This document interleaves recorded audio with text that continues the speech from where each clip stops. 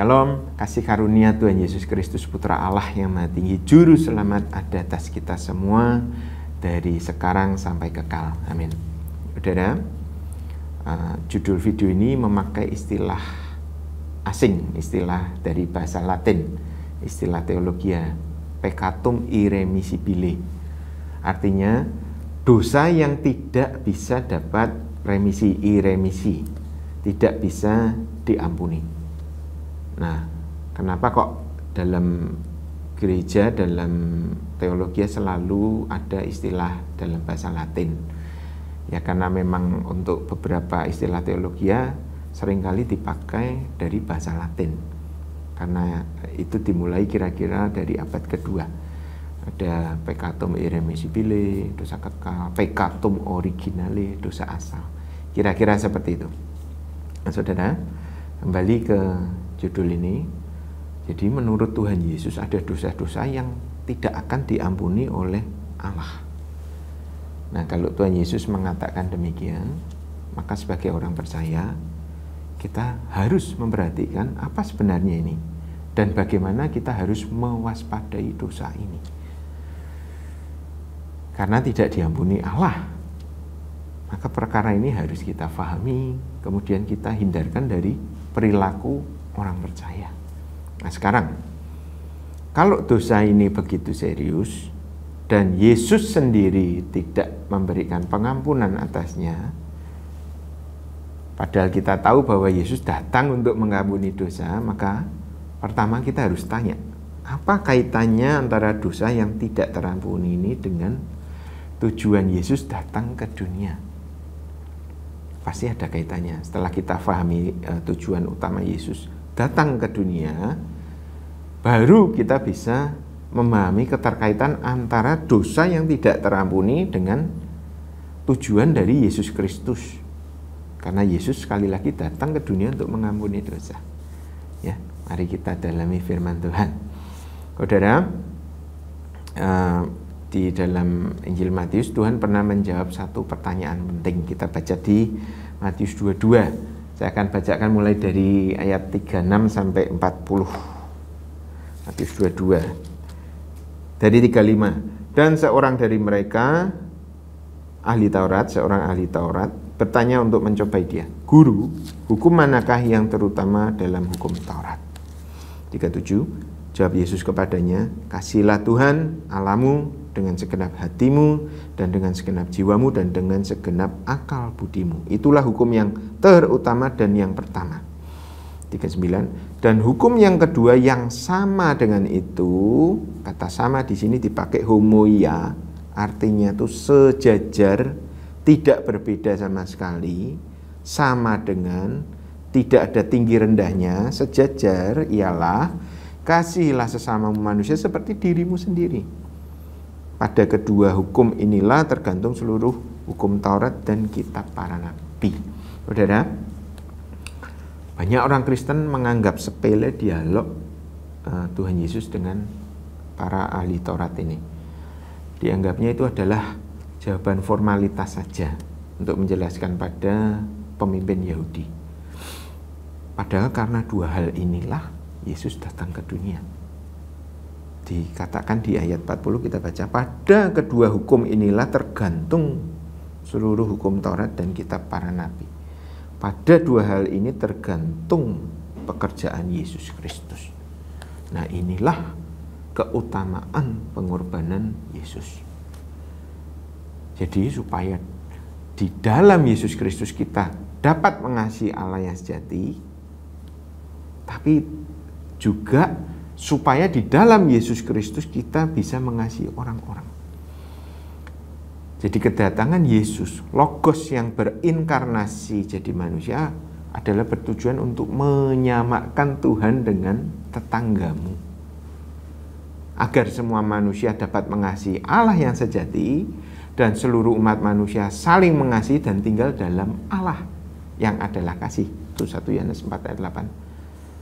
Nah kalau kita sudah tahu goal utama atau tujuan utama dari pengorbanan Yesus, maka pasti ada korelasinya dengan warning atau peringatan Yesus mengenai dosa yang tidak bisa diampuni. Yaitu ada dua hal, saudara. Nah, kalau seorang manusia tidak dapat mengasihi Allah yang benar, maka dia tidak dapat diampuni. Itu menurut hukum yang pertama. Yang kedua, kalau manusia tidak dapat mengasihi sesamanya, maka dia tidak dapat diampuni. Nanti kita akan cari tahu. Nah, inilah makna utama dari salib secara literal. Bahwa secara vertikal di dalam Yesus, hubungan kita dengan Allah diikat dengan kasih. Tetapi juga secara horizontal, hubungan sesama manusia di dalam Yesus diikat juga di dalam kasih. Nah, inilah tujuan utama dari karya salib Tuhan Yesus. Bahwa Yesus menyelesaikan itu dengan tubuh dan darahnya sendiri melalui kematiannya. Mengasihi Allah, mengasihi sesama. Nah, saudara, jadi dosa yang tidak dapat terampuni harus diukur dari perkataan Yesus dan korelasinya dengan tujuan utama Yesus ini datang ke dunia. Yaitu kalau seseorang tidak bisa mengasihi Allah, maka dia tidak dapat diampuni. Titik. Pengertian ini sudah dibahas oleh Pendeta Theophilus.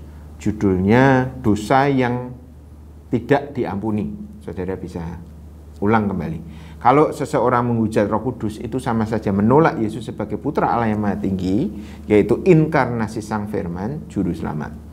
Itu sama saja dengan tidak bisa mengasihi Allah, maka tidak dapat pengampunan dosa. Saudara bisa ulangi video pengajaran tersebut. Nah, tetapi waspadai peccatum irremissibile berikutnya. Yesus memberikan penekanan di dalam doa Bapa kami. Ayat 12 itu katakan, ampunilah kesalahan kami seperti kami mengampuni orang yang bersalah kepada kami.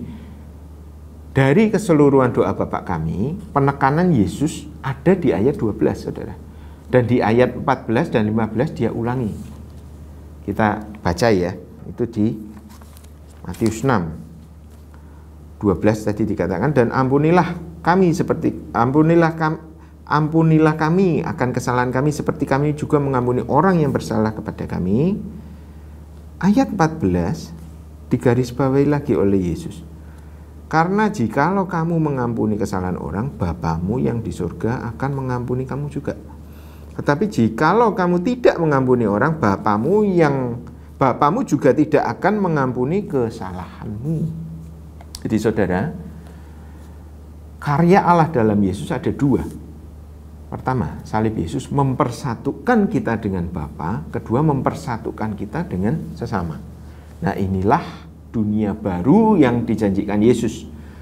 Menyatunya Allah dengan manusia yang di dalamnya hanya ada kasih.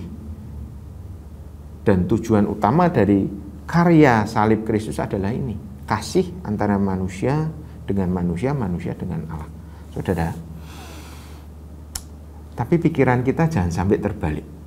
Pengampunan tidak diberikan maupun diterima berdasarkan hukum, tetapi selalu karena kasih karunia yang Yesus kerjakan.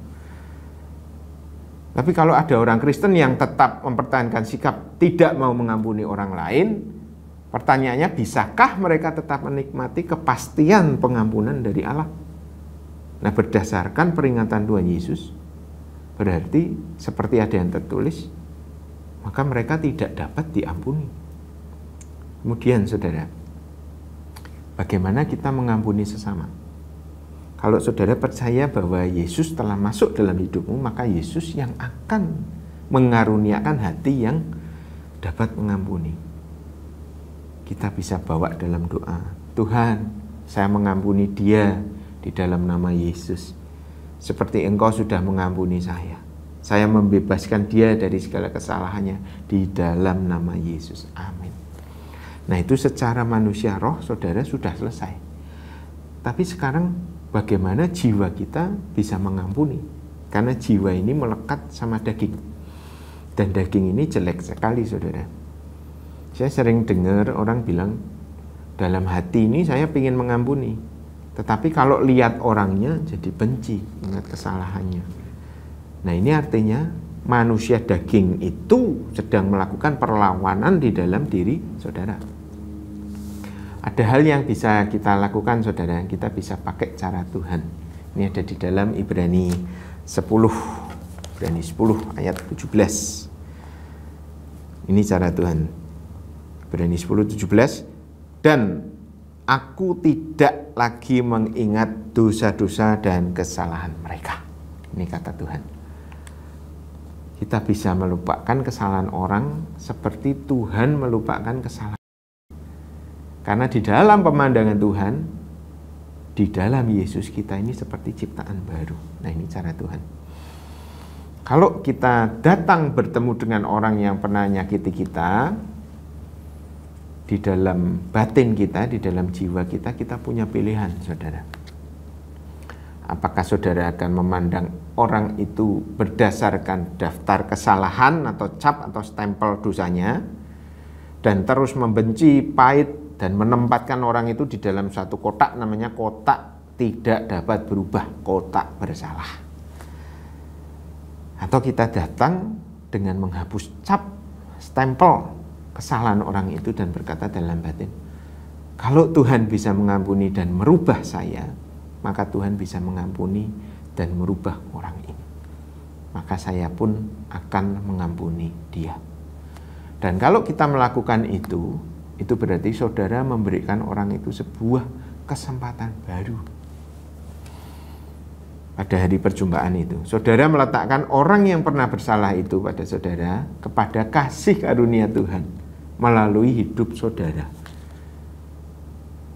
Nah, pada waktu saya sharing ini di M3, ada yang tanya ke saya, kalau gitu, begitu kita mengizinkan orang itu, begitu kita mengampuni orang itu, maka berarti kita mengizinkan, membuka kesempatan orang itu untuk menyakiti kita lagi, menjahati kita lagi. Ada yang bertanya gitu, saudara. Bukan, jawabannya bukan kayak gitu. Dalam menjalin hubungan, kita harus menentukan dengan hikmat Tuhan pada siapa kita harus berelasi. Dan bagaimana kita menjalin hubungan itu Tuhan mengatur itu. Nah, kalau orang yang kita ampuni itu memang orang fasik, maka jagalah hubungan saudara dengan dia pada hikmat Tuhan. Jangan menjadi bodoh dan jangan masuk kembali dalam kejahatannya. Yang dimaksud firman Tuhan adalah lepaskan pengampunan, jangan membenci. Tetapi bukan supaya umat Tuhan menjadi bodoh dan jadi makanan orang fasik. Bukan seperti itu, saudara.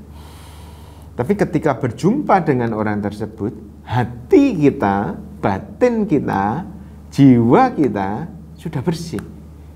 Tidak lagi ada kemarahan akibat dari kebencian. Ini namanya melepaskan pengampunan. Ini namanya mengasihi sesama kita. Nah, mengenai pemulihan hubungan, Roh Kudus punya 1001 cara. Kalau kasih karunia Tuhan bekerja, Tuhan akan pulihkan. Mari saudara, jangan keraskan hati, nikmati pengampunan Tuhan. Ampunilah, bebaskanlah orang yang bersalah kepada kita. Amin. Tuhan Yesus memberkati. Shalom.